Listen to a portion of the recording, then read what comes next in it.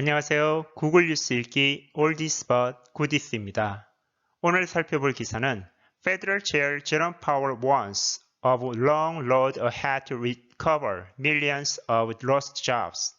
제롬 파월 연준 의장은 수백만 명의 잃어버린 일자리 회복에 대한 긴 여정을 경고하였습니다. 기사 내용을 살펴보도록 하겠습니다. Federal Reserve Chairman Jerome Powell warns on Tuesday the United States has a long way to go to return to full employment, even as he expressed cautious optimism that the economy will recover from the pandemic this year. 제롬 파월 연방준비제도 이사회 의장은 올해 경제가 대유행에서 벗어날 것이라는 신중한 낙관론을 펼치면서도 미국이 완전 고용으로 복귀하려면 갈 길이 멀다고 경고하였습니다. At the same time, Powell avoided commenting on the level of the federal support needed for the economy as Congress prepared to vote on President Biden's $1.9 trillion rescue package for families and businesses battered by the coronavirus downturn.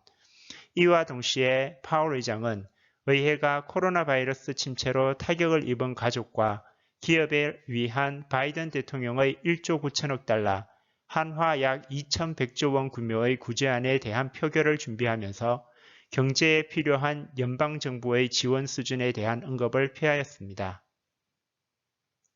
In testimony before the Senate Banking Committee, Powell also pushed back against the concerns that inflation will become a threat, as a Republican and even some Democrats warn that Biden's plan is excessive and could overheat the U.S. economy. 파월 의장은 상원은행위원회 정원에서 공화당은 물론 일부 민주당 의원들까지 바이든의 계획이 과도하며 미국 경제를 과열시킬 수 있다고 경고에 대해 인플레이션이 위협이 될 것이라는 우려에 대해서도 한 발 물러섰습니다.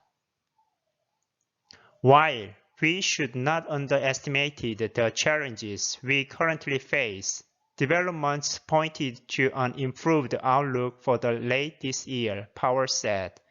파월 의장은 비록 올해 말 경제가 회복될 것이라는 전망이 있지만 현재 우리가 직면하고 있는 문제를 과소평가해서는 안 된다고 말하였습니다.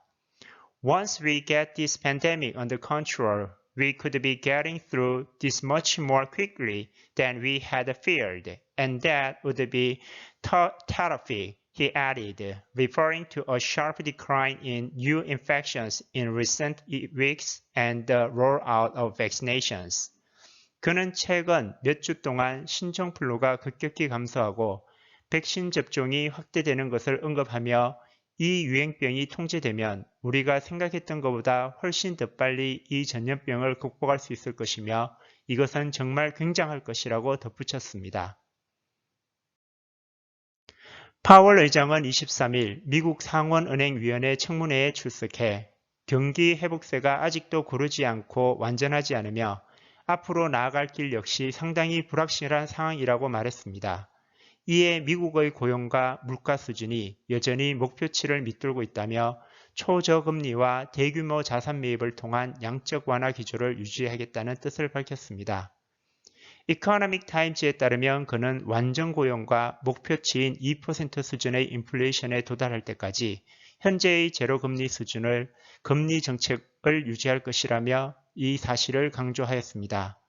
최근 여러 경제 매체들이 연준의 경기 부양과 백신 접종을 통한 코로나 사태 개선 등으로 인해 물가가 빠른 속도로 상승할 가능성을 제기하며 이에 따라 연준이 자산 매입 규모를 축소할 수 있다는 전망이 나오면서 최근 미국 국채 금리가 상승세를 보이기도 하였습니다.